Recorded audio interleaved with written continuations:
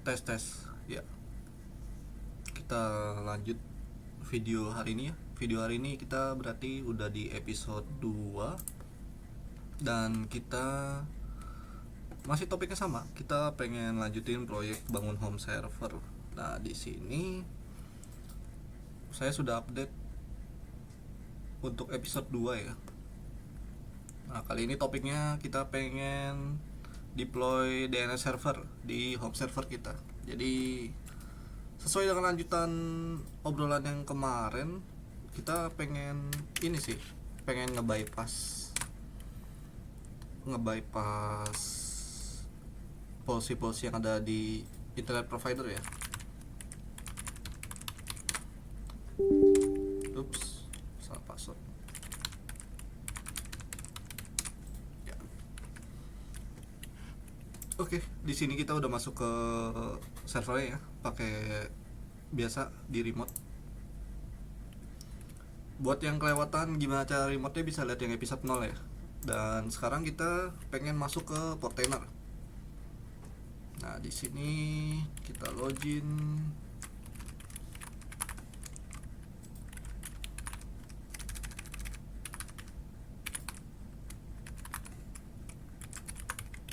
Ke Portainernya. Nah, kalau yang bahas tentang instalasi Portainer di episode 1 ya.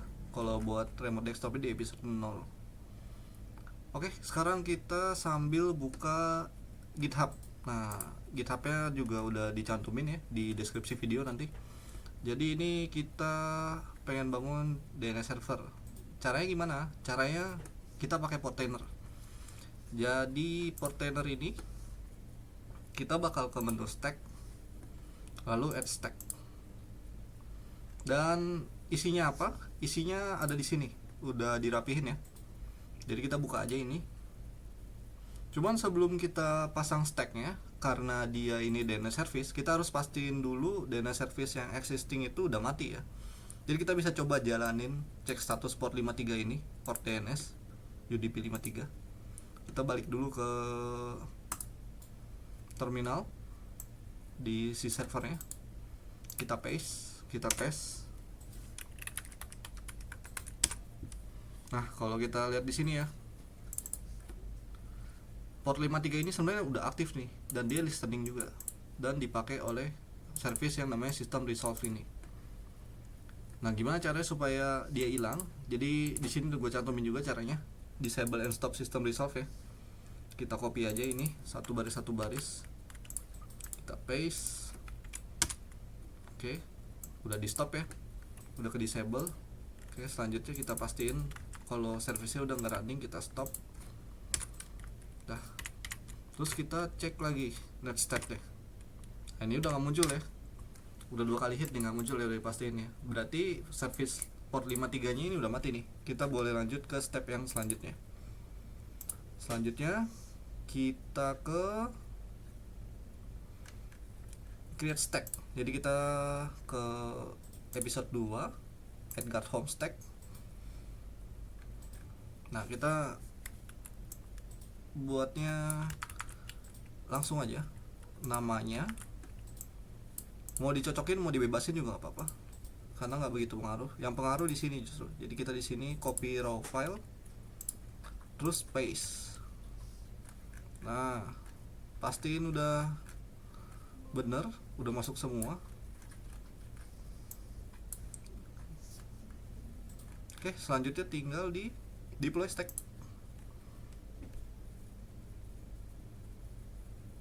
Rate connection refuse pulling error Edgar Home so daemon get registry docker io dial TCP lookup. Oh, masih ada port 53 yang nyangkut ini katanya. Coba kita cek lagi. Oh sorry, atau oh iya, DNS kita jadi error ternyata semenjak servisnya dimatiin ya. Berarti kita coba cek itu dulu ya. Coba cek DNS servernya sekarang dia lagi pakai siapa.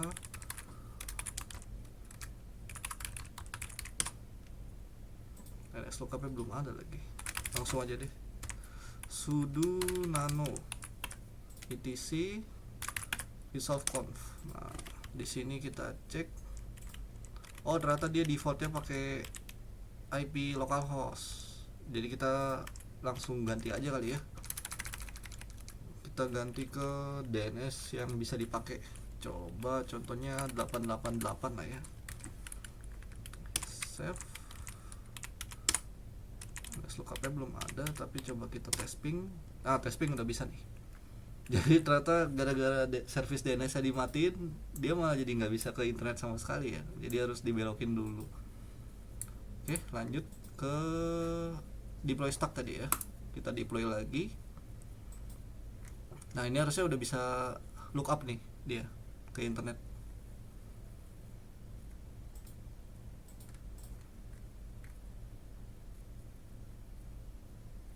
Nah, ini udah successfully deployed ya. Kita bisa lanjut cek ke kontainer. Nah, ini lagi running. Dia di port 443. Kita langsung buka aja di localhost yang versi HTTPS berarti. Oh, 3000. Localhost port 3000 ya,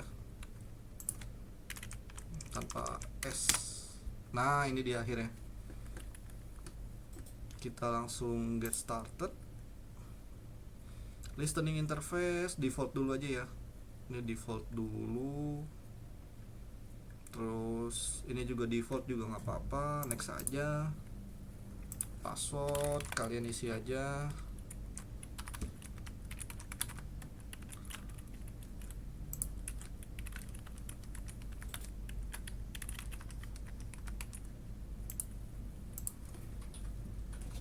Terus selanjutnya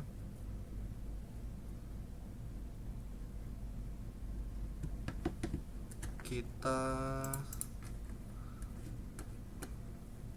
ini dia ada arahan kalau misalkan pakai router jangan lupa dibelokin DNS servernya ke IP si server ini gitu.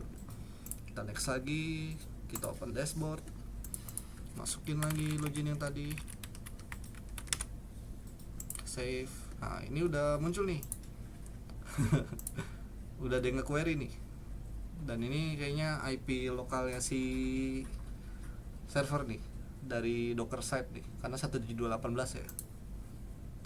Kita boleh coba pastiin sih.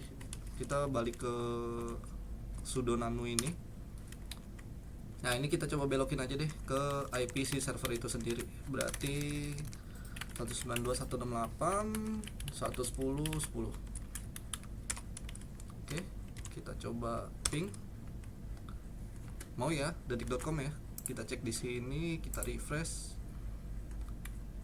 Nah, udah ada nih, udah ada proses nih detik.com nih. Udah mulai kebaca nih. Nah, selanjutnya gimana? Selanjutnya kita udah bisa perdayakan server ini sebagai DNS server rumahan sih. Jadi kita tinggal lanjut aja, pastiin kayak yang dia bilang tadi. Kita cek si router. Coba kita masuk ke router ya.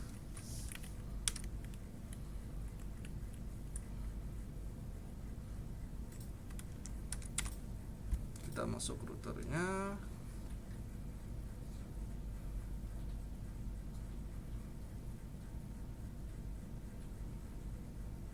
Dan dia saranin belokin IP ya. Jadi kita ke DHCP option. Nah, ini kita masukin IP servernya. Save. Sudah kita save ya. Coba kita cek si laptop ini ya. Dia sekarang dapat IP-nya berapa? Sekarang masih pakai default IP router sih, jadi kita harus coba lepas dulu ya. Kita coba release, putus remote desktop ya. Kita coba renew. Kita coba IP config lagi.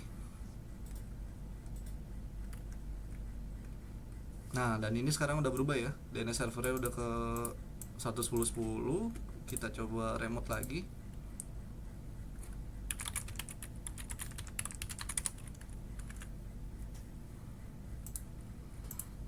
sekarang kita coba ke query log ya. Nah, ini udah ada IP lain nih selain IPC server nih. Ada 188. Oke, 188 ini ya betul IP laptop ya. Jadi berarti si laptop ini udah berhasil lookup ke DNS server. Nah, selanjutnya kita bisa lanjut tweak. Kita coba ke menu setting. Kita cek dulu ya general settingnya ada apa. Ini ada block domain, terus add sebagai security web service, enable lognya kepanjangan sih ini. Saya turunin ke 24 lah ya, biar nggak berat-berat. Kita save, oke. Ini juga 24 jam, udah oke. Kita lanjut cek DNS setting. Nah, ini dia pakai Quad9 rata deh, langsung nge-query berdasarkan DNS Quad9. Cuman saya kurang suka sama Quad9 sih, jadi kita coba ganti ya. Di sini ada known provider, kita bisa intip di sini mau pakai apa. Coba kita cari Cisco ya. Nah, ini ada Cisco. Kita cari ini dia, DNS over HTTPS. Kita paste ke sini. Terus DNS over TLS-nya juga boleh.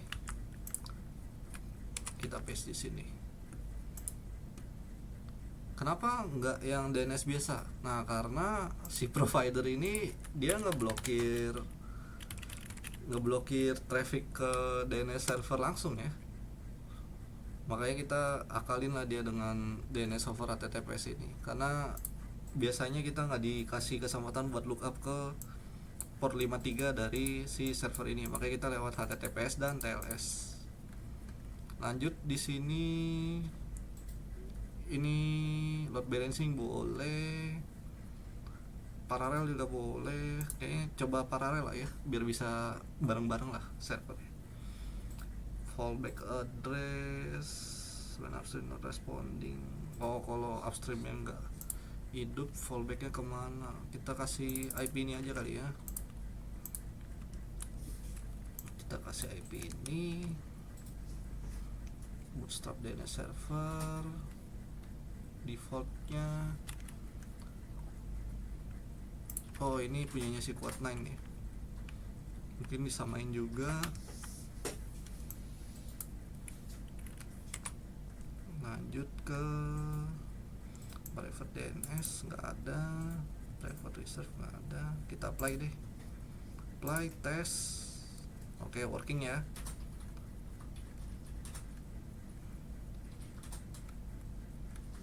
Dan sisanya nggak ada yang kita ubah lagi sih. Terus lanjut ke bagian filter. Nah, ini yang membantu banget nih, ada filtering nih. Kita bisa modifikasi filtering dari si DNS-nya. Kita coba cek di sini, add from the list lah ya.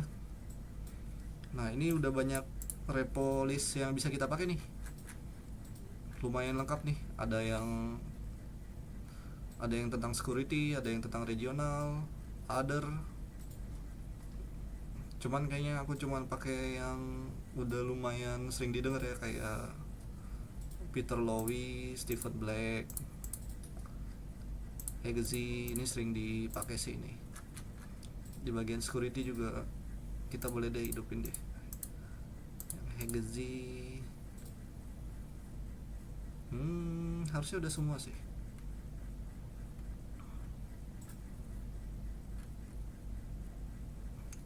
Dandelion juga boleh nih, lumayan sering didengar namanya. Coba kita cek pakai filter ya, Dandelion. Nah, lumayan banyak dia nih. Ada anti-push notification, game console add block list. Ini juga ada Hegazy lagi nih muncul. Kita centang-centangin aja lah ya.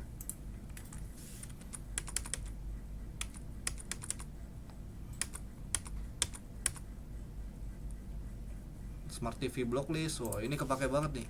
Ntar kita coba deh ya, masih ada iklan apa enggak nih Smart TV nya nih.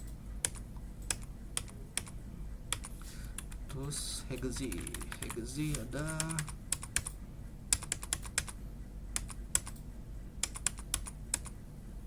Oke, udah di checklist semua ya. Kita coba dulu deh. Kita save. successful ya. Nah ini udah jalan semua nih harusnya nih. Add away juga kita hidupin lah ya, boleh nih. Kita next, harusnya sih udah hidup semua nih. Lanjut ada settingan allow list. Allow list ini kayaknya buat whitelist ya, kita belum begitu kepake banget sih. Lalu ada DNS rewrite juga, ini buat mati-matiin service yang domainnya udah diketahui ya, mungkin dibelokin ke localhost biar nggak bisa ke internet. Kayak buat teman-teman yang suka main Nintendo cuman dimatiin aksesnya, bisa lewat dari sini juga. Lalu ada block service juga nih. Wah, dia lumayan lengkap ya. Dia bisa langsung ngeblok service-service yang udah ada tertera di sini nih. Ini kita lihat ada 4chan, ada 9gag, AliExpress, Amazon Streaming, Battle.net. Wah, lumayan lengkap ini. Kayaknya League of Legends ya, Minecraft. Agak familiar lah kita semua lagi. Ada PlayStation, ada Steam. Ini cocok ini buat mati-matiin akses nih. Lanjut kita ada by time zone rata, by schedule. Tapi kita belum pakai ini sih karena tujuannya memang buat nge-bypass ya soalnya ya. Oke, kita coba tes ya. Di sini IP laptop kan 188. Kita coba tes di sini, buka Reddit. Coba. Nah, lancar ya. Kita tanpa hambatan kita bisa buka Reddit nih. Mantap. Dan di servernya juga langsung ya ke proses ya, ada ya Reddit ya. Terus kita coba buka anime ya. Coba. Oh, dia keblok. Coba kita baca kenapa. Dan kalau keblok ini mungkin harus lebih fleksibel sih. Oh, ternyata dia kena anti piracy blacklist dari Hexi. Gimana nih jadinya? Ya kita matiin aja. karena kita butuh nonton yang bajak-bajakan.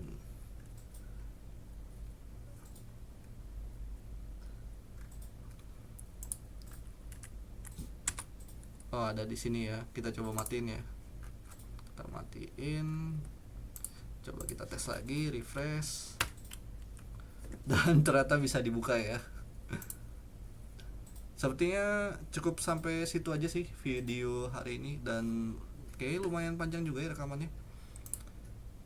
Oh iya, udah lumayan panjang lah, udah 18 menitan. Terima kasih buat teman-teman mungkin yang udah subscribe atau coba klik view ya buat ngecek gimana sih home server tuh ngebuildnya dan bisa buat apa aja. Ini cuman video dokumentasi aja sih, karena tujuannya buat sekalian sharing juga. Tapi tujuan utamanya itu dokumentasi sih, karena mungkin server ini umurnya nggak tahan lama, jadi harus ada dokumentasinya buat backtrack ya, buat ngebangun ulang. Jadi mohon maaf bila kurang jelas mungkin instruksinya ya. Sampai jumpa di video selanjutnya.